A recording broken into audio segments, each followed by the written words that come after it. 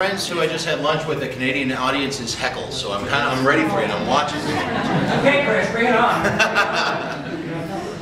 Thank you very much, all of you, for joining us today. I'm Christopher Barger. I'm the Director of Social Media at General Motors, and I'm going to talk about using the social web in crisis communication and as in reputational repair after a crisis, which is sort of under an element that people don't always pay enough attention to. What I'm not going to be doing is talking about lots of theory, lots of this is what I think is coming next, or this is the way to do it. I don't know that I have those answers. What I'm going to talk to you about is just what we did. You know, for better or worse, my company and my organization went through probably the biggest business crisis in North American business history. We're still coming out of it. This is how we implemented the social web during that situation and what we're doing afterwards to try and engage in reputational repair. So think of this conversation as a case study, and please ask questions along the way. I really don't like hearing myself talk, so the more questions we get, the better off we're going to be. Everybody knows what happened to us during the course of 2009. We kind of had a little bit of a bad year. Won't happen again. We found out late May that for all the attempts to come up with viability plans, for all the attempts to stave it off, on May 26th we found out Chapter 11 was unavoidable and it was going to happen on June 1st. We had 1 week to try and put together the entire plan for what we were going to do. The bankruptcy consultants that we were working with were saying, we've never worked with a company that's gone through this that had an active social media program. This is just way, way, way too risky, and we think you guys should just go dark and stay quiet. And I can remember sitting in the CEO's office and looking at him and exact words were going, Fritz, how much worse can it possibly get? What am I going to do that's going to get us in worse trouble than we're already in? This won't be so bad. So we got blessing from leadership to go in and be as active as possible and to carry out the strategy that my team and I were able to put together. We had, at that point, a team of 5 people that were working directly with me.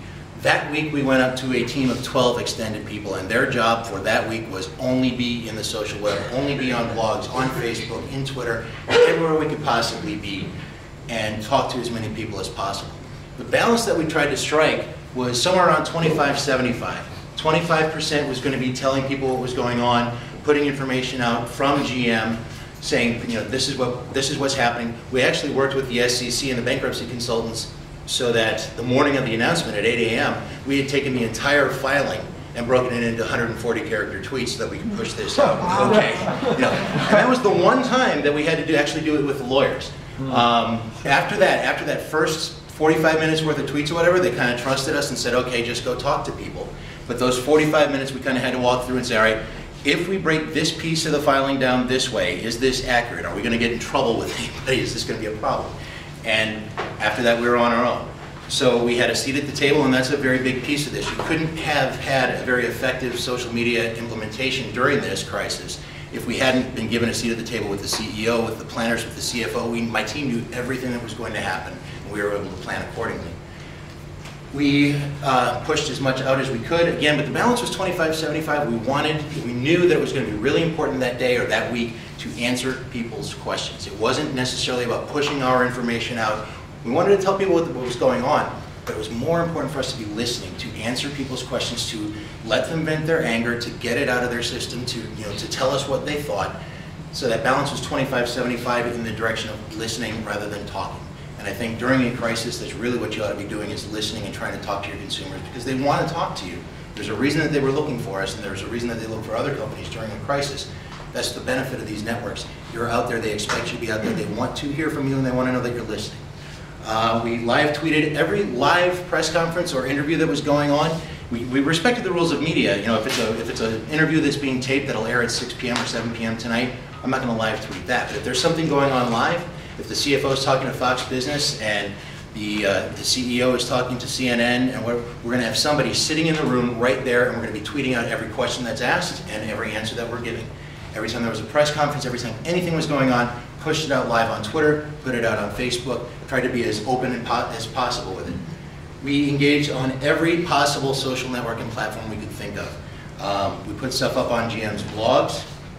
We had, this is my little extended team, or part of the extended team. That room started smelling like a locker room by about noon that first day. We did web chats with most of the C-suite that day on our blog. We had Facebook-specific content with the then CEO. We put the CEO, the third day, on June 3rd, was it 3rd or 4th? That week of the bankruptcy filing, we put the CEO of the company out on Twitter and said, okay, live chats, he's taking your questions. This isn't for media, this is for real people. Ask away, we're hiding nothing. And we tried to make sure that the traditional media knew of our efforts, and it was actually kind of cool when we started doing the Twitter stream and people started noticing it. Several TV stations in Michigan, Indiana, Ohio, places where we have a strong manufacturing base, the TV stations were taking our Twitter feed and just posting it live, unedited, on their website. So all of a sudden now we've got traditional media covering what we're doing and paying attention to it. And then we also had a special website specifically devoted to what was going on, what the filings were, progress that we were making in the course of the next couple of days to meet the terms of the filing, and just try to push as much information out as we could. So lesson number one, during a crisis with the social web, you can't over-communicate when there's a situation like this going on.